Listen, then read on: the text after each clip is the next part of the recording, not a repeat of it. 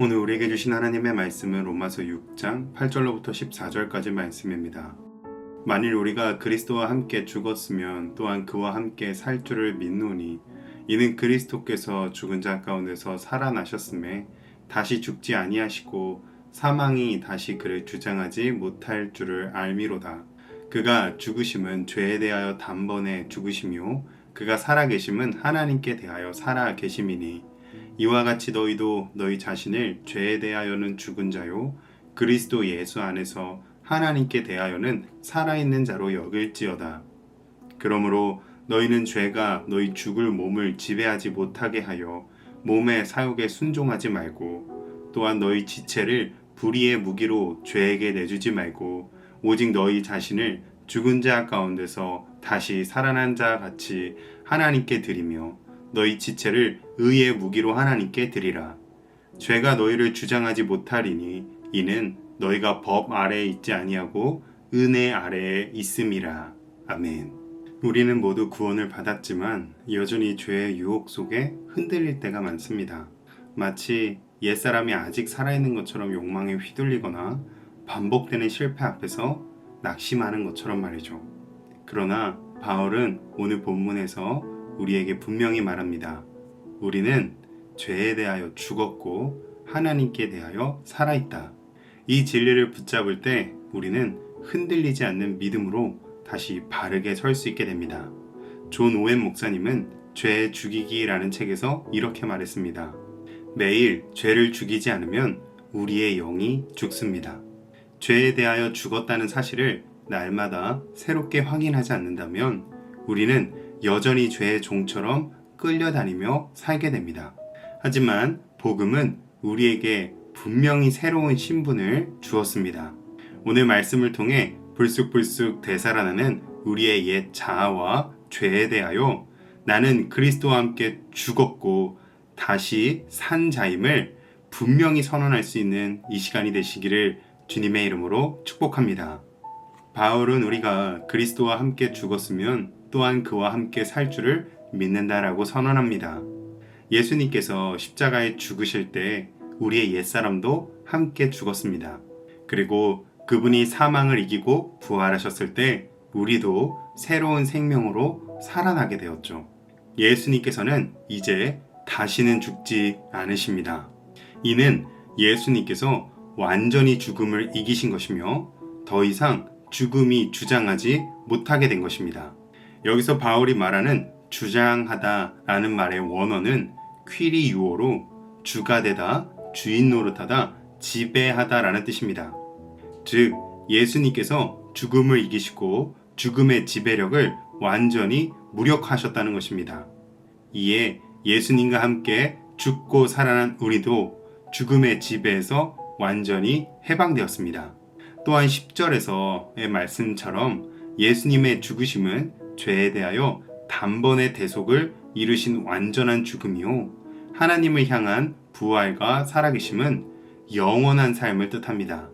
그러므로 우리 또한 죄에 대하여는 완전히 죽은 자요 하나님께 대하여는 영원히 살아있는 자임을 믿어야 합니다. 이때의 바울은 우리에게 여길지어다 라고 말하는데요. 원어로 로기제스테라는 이 말은 간주하다, 신중히 생각하다, 논리적인 결론을 내리다 라는 뜻입니다.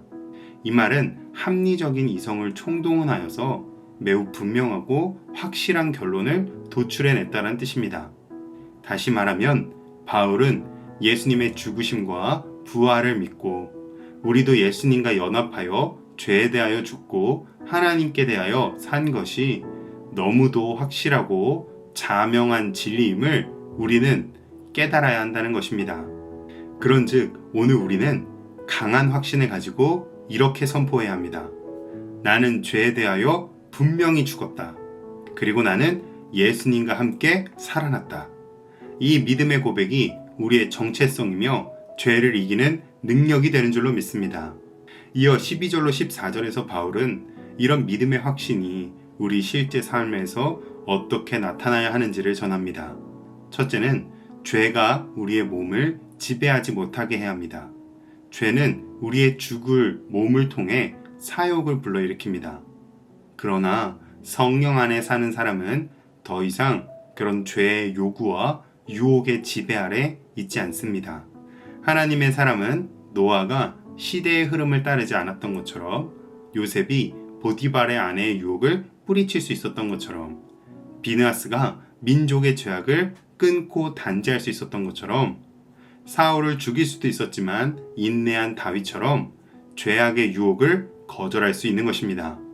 둘째는 우리의 지체를 불의의 무기가 아닌 의의 무기로 사용해야 합니다. 우리는 죄악의 유혹을 거절하고 끊어내는 것에서 머물러서는 안 됩니다. 이제는 우리의 몸을 의의 무기, 곧 하나님의 영광을 위한 도구가 되도록 해야 합니다.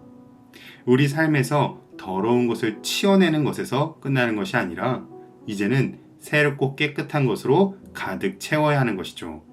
셋째는 은혜 안에 사는 자유를 누려야 합니다. 죄가 너희를 주장하지 못하리니 이는 너희가 법 아래 있지 아니하고 은혜 아래 있음이라.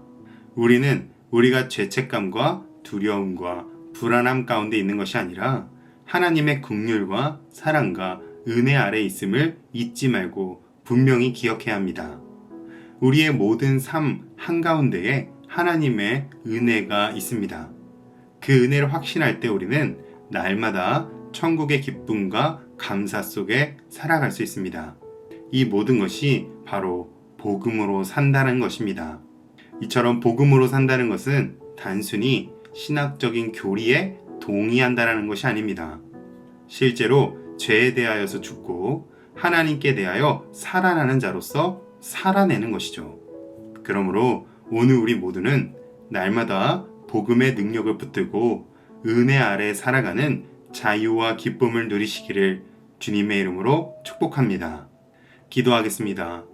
사랑과 은혜가 풍성하신 하나님 아버지, 오늘 말씀을 통해 우리가 그리스도와 함께 죽고 함께 살아나는 자임을 다시 깨닫게 하시니 감사합니다. 우리의 몸이 죄의 도구가 되지 않게 하시고 의의 무기로 하나님께 드려지게 하옵소서. 날마다 은혜 아래 살아가며 죄와 사망을 이기신 예수 그리스도의 부활 생명을 누리게 하옵소서.